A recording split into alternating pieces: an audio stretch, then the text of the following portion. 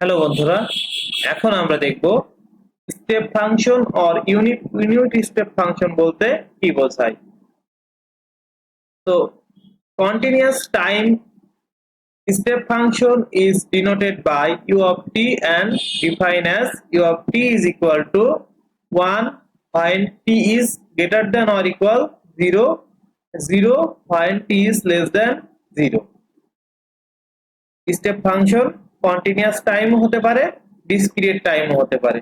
তো continuous time step ফাংশনকে আমরা এইভাবে ডিফাইন করতে পারি যে যখন টি এর মান 0 অথবা 0 থেকে বেশি, 0 অথবা 0 থেকে বেশি, তখন ইউ অফ টি এর মান হচ্ছে 1।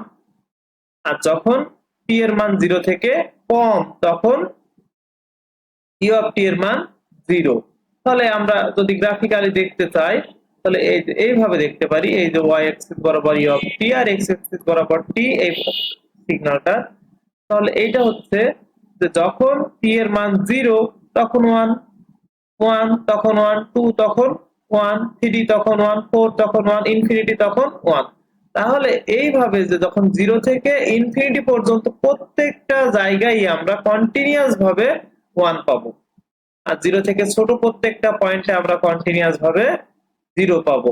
তাহলে এইটাকে বলবে continuous time unit step function, সংক্ষেপে স্টেপ ফাংশন। এখন যদি আমরা ডিসক্রিট সিগন্যালের জন্য দেখতে চাই স্টেপ ফাংশনটা কেমন হবে, a discrete time step function is denoted by u of n। Continuous time step ফাংশনটাকে u of t দ্বারা ডিনোট করা হয়, আর ডিসক্রিট টাইম স্টেপ ফাংশনটা u of n দ্বারা ডিনোট করা হয়, and define as u of n equal to 1 when n is greater than or equal 0 আর 0 when n is less than 0। Continuous টাইমের মতোই যখন n এর মান 0 অথবা তার থেকে বেশি হবে, তখন u of n এর মান হবে 1, আর যখন n এর মান 0 থেকে ছোট হবে, তখন u of n এর মান হবে 0। এটাই হচ্ছে ডিসক্রিট টাইম স্টেপ ফাংশন, সংক্ষেপে স্টেপ ফাংশন বলা হয়। তাহলে এটা যদি আমরা একটু গ্রাফিক্যালি দেখতে চাই, তাহলে এই যে এইটা হচ্ছে 0 পয়েন্ট, তাহলে 0 পয়েন্টে আমরা দেখতে পাচ্ছি 1, 1 অ্যাম্প্লিটিউড 1, 2.1, 3.1, অর্থাৎ 0 থেকে ইনফিনিটি পর্যন্ত প্রত্যেকটা পয়েন্টেই ডেল অফ n এর মান হবে 1, আর 0 থেকে ছোট প্রত্যেকটা পয়েন্টেই ডেল অফ n এর মান হবে 0। তাহলে সেই ফাংশনটাকে আমরা বলবো স্টেপ ফাংশন। এখন আমরা দেখব র‍্যাম্প ফাংশন বলতে কি বোঝায়। The integral of the step function u of t is a ramp function of unit slope.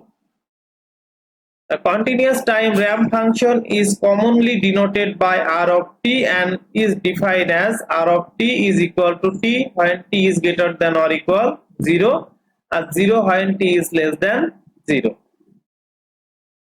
অর্থাৎ একটা কন্টিনিউয়াস টাইম র‍্যাম্প ফাংশনকে আমরা এভাবে ডিনোট করতে পারি, যখন টি এর মান 0 অথবা তার থেকে বেশি, তখন সেই r of t বা র‍্যাম্প r of t এর মান হবে t।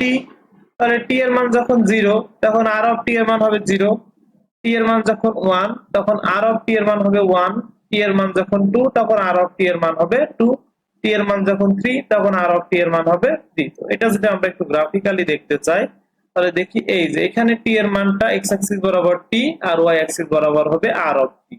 তাহলে t এর মান যখন 0, তখন r of t এর মান 0, t এর মান যখন 1, তখন r of t এর মান 1, t এর মান যখন 2, তখন r of t এর মান 2, t এর মান যখন t, তখন r of t এর মানও হবে t।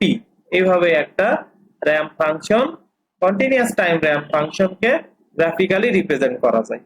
এখন যদি আমরা ডিসক্রিট টাইম র‍্যাম্প ফাংশন সম্পর্কে জানতে চাই, তাহলে discrete time ramp function is commonly denoted by r of n and defined as r of n is equal to n is greater than or equal 0 আর 0 n is less than 0।